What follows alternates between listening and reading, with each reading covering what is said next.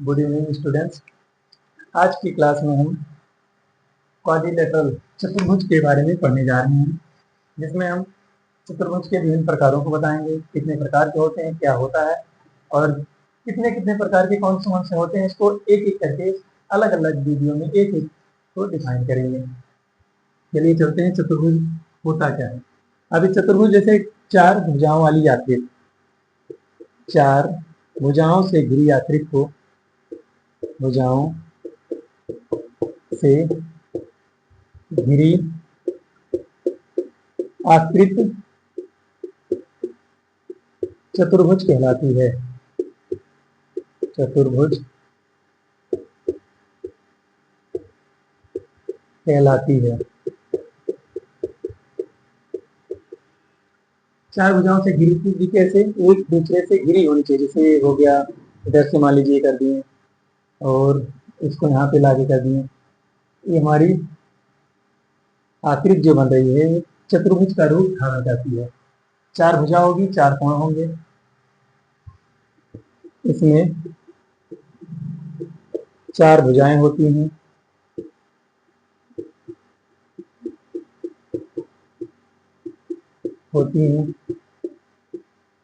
और चार कोण होते हैं। चार कोण होते हैं। कोई भी चतुर्भुज अगर बनेगा, चार भुजाओं से घिरी हुई आकृति होगी, चार भुजा होगी, चार कोण होगा। शर्त यही है इसकी कि ये चारों तरफ से घिरी होनी चाहिए, मतलब ये बाहर से नहीं देखना, अंदर का। यहाँ चारों कोण, ये हो गया, ये हो गया, ए बी सी डी। यहाँ जैसे भुजाएं अगर देखा जाए कौन कौन सी हो जाएंगी, इसकी जो भुजाएं हैं A B, B C D और डी ए, इस प्रकार से कितनी भुजा हो गई? चार भुजा हो गई। चार कोण कौन से होते हैं? कोण के कोण देखते हैं कौन कौन से हैं। A B C, B C D, C D A और D A D. A B C C D D A, चार कोण हो गए, सॉरी चार भुजाएं हो गई। चारों से जो मिलकर कोण बना है ये हमारा हो गया D A B, A B C, B C D, C D A. चार कोण हो गए।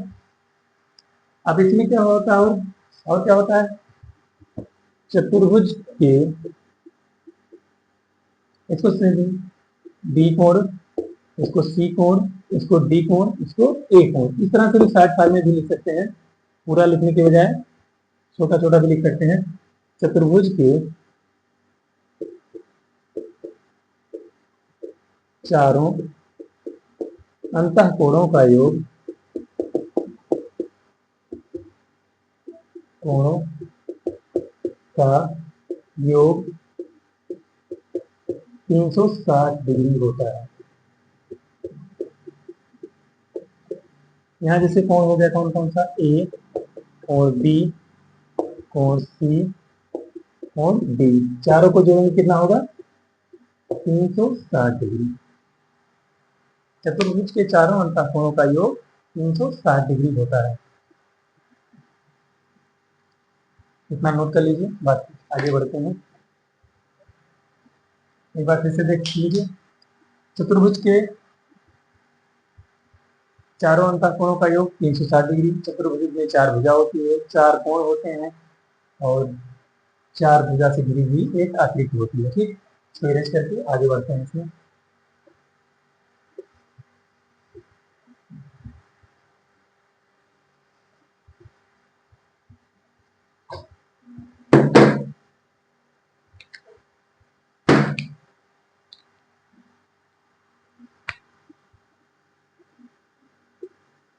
हो गया ए बी सी डी, चार भुजा, यहाँ पे हम लिख दिए चारों भुजाएं। अब इसमें क्या करेंगे? इसमें विकर्ण भी होते हैं। चतुर्भुज में दो विकर्ण होते हैं। चतुर्भुज में दो विकर्ण होते हैं, विकर्ण होते हैं। अब विकर्ण का क्या रोल है?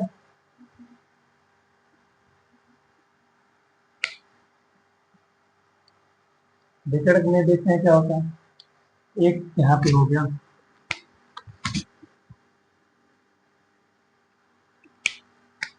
ए बी, सॉरी ए सी, और क्या हो गया बी डी। ये दो विकर्ण हो गए हमारे। विकर्ण, विकर्ण कौन कौन से हो गए? विकर्ण, विकर्ण हमारे हैं ए सी और बी डी।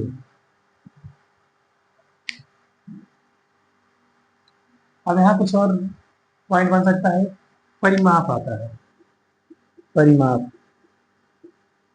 परिमाप का मतलब ये है कि किसी भी आकृति बाहरी माप। अब यहाँ चतुर्भुज दिया है तो चारों भुजाओं का योग, चारों भुजाओं का योग। यहाँ पे ए बी है एक भुजा, एक भुजा बी सी है, एक सी डी है और एक डी ए है। ये हो गया क्या? चारों भुजाओं का योग हमारा उस चतुर्भुज का परिमाप बनता है।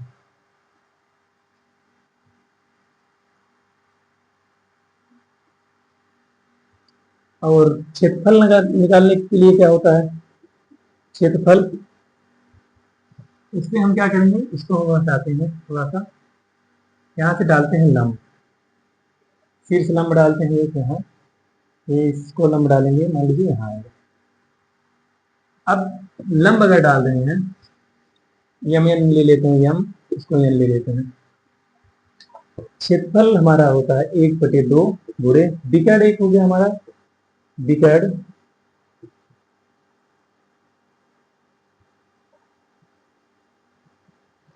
इंटू शीर्षों से डाले गए लंब की लंबाई, शीर्षों से डाले गए लंब की, डाले गए लंब की लंबाई का योग, डाले गए लंबों का योग करते हैं, लंबों का योग। जो ये लंब डालेंगे इन दोनों को जोड़ लेंगे, उसके बाद विकर्ण को गुणा कर लेंगे, फिर क्या करेंगे 2 से भाग दे देंगे। 1/2 विकर्ण गुणे शीर्षों से डाले गए लंबों का योग, ये हमारा बनेगा क्षेत्रफल। और आगे जो क्वाड्रिलेटरल दिया जाएगा, मतलब चतुर्भुज दिया जाएगा आयत के रूप में या वर्ग के रूप में या समलंब के रूप में, उसके लिए हम फार्मूला अलग से बताएंगे, अलग अलग टॉपिक कवर करेंगे। ये तो है सीधा सा अगर दिया गया है उसके लिए। अगर मान लीजिए एक आपका चतुर्भुज इस तरह से हो, ये यहाँ से जाए, यहाँ से मान लीजिए ये नहीं कट रहा है,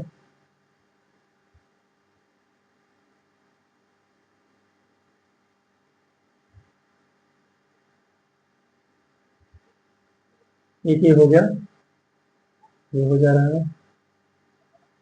अगर ये आपका ए बी सी डी चारों, ये दोनों विकर्ण एक दूसरे को 90 पर काटे, तब क्या होगा?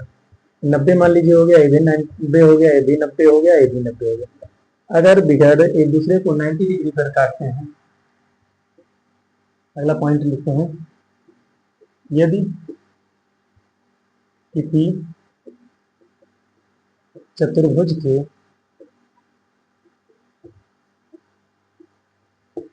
विकर्ण एक दूसरे को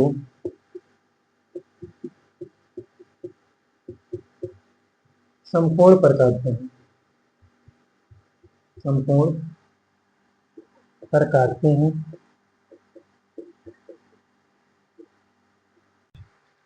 यहाँ पे हम पढ़ रहे थे, यदि किसी विकर्ण, किसी चतुर्भुज के विकर्ण एक दूसरे को समकोण पर काटते हैं। अगर समकोण पर, जैसे ए बी सी डी दिया गया है, समकोण पर काट रहे हैं, तो क्या होगा यहाँ पे ए बी का स्क्वायर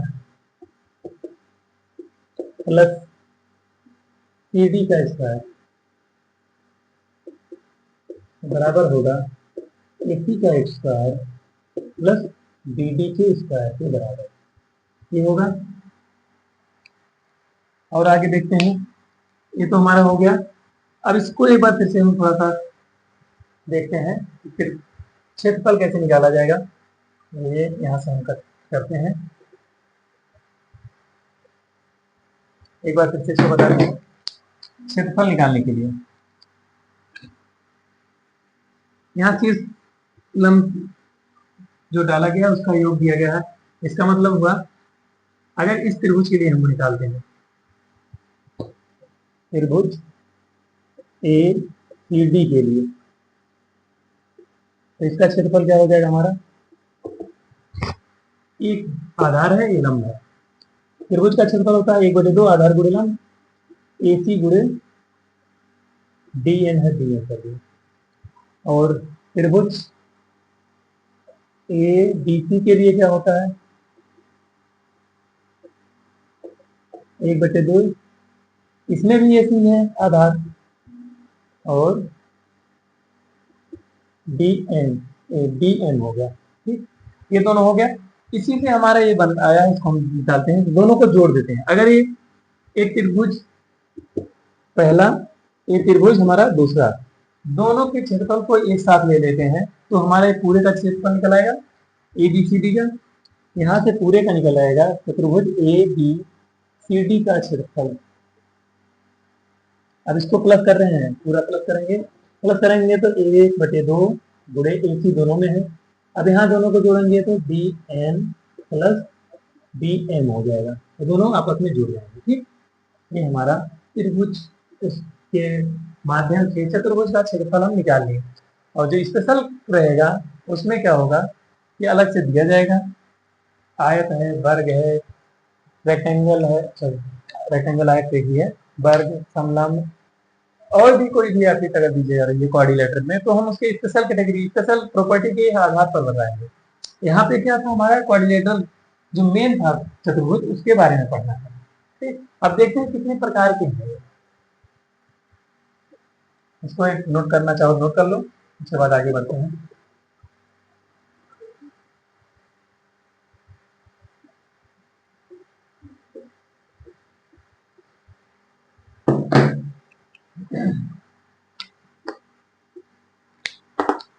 इसको देखते हैं कितने भागों में बांटा जा रहा है। इस डिवाइड कर रहे हैं इसको अलग अलग पार्टों में, और आगे बढ़ते हैं इसको।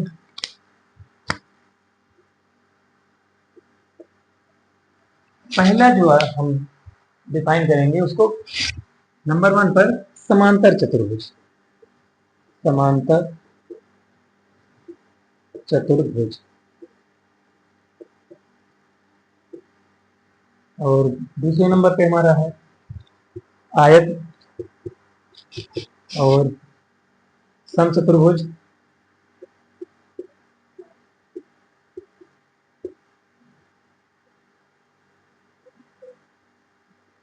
चतुर्भुज, वर्ग, और ये हमारा समलंब चतुर्भुज है, समलंब चतुर्भुज। इसको बोलते हैं पैरेललोग्राम, पैरेललोग्राम। इसको इंग्लिश में बोलते हैं रेक्टेंगल, इसको बोलते हैं समचतुर्भुज को रम्बस, इसको बोलते हैं वर्ग को स्क्वायर, और इसको बोलेंगे समलंब को ट्रेपेजियम, ट्रेपेजियम। इस प्रकार से हम विभिन्न प्रकार के चतुर्भुज को पढ़ने वाले हैं। समांतर चतुर्भुज, आयत, सम चतुर्भुज, वर्ग, समलंब चतुर्भुज। अब बारी बारी से इसको पढ़ेंगे। इस प्रकार से हमारा ये चतुर्भुज का जो इंट्रोडक्शन था चतुर्भुज के बारे में था, बता दिए। अब हम क्या करेंगे, एक एक करके जितने भी टॉपिक समांतर चतुर्भुज, एक आयत, सम चतुर्भुज, वर्ग, समलंब चतुर्भुज, सबके बारे में बारी बारी से पढ़ेंगे। आज के लिए बस हम इतना ही। बाकी आगे की फिर क्लास के लिए आगे जो चतुर्भुज के प्रकार हैं अलग अलग पढ़ने के लिए आपको क्या करना है, आप हमारे यूट्यूब चैनल को सब्सक्राइब कर लेना है। और इस प्रकार से सब्सक्राइब जब कर लेंगे तो जितने भी वीडियो हमारी जितनी भी क्लास रहेगी आपके पास जाती रहेगी, और आपको इस क्लास के माध्यम से जितने भी क्लास दिए जाएंगे आप तक पहुंचते रहेंगे। और आपके दोस्त भी पढ़ना चाहें तो आप अपने दोस्तों को शेयर करिए, लाइक करिए, सब्सक्राइब करिए और शेयर करिए। तब तक के लिए हम आपसे इस क्लास को समाप्त करने के लिए कह रहे हैं। बाकी अगली क्लास हमारी अगली वीडियो में, तब तक के लिए धन्यवाद।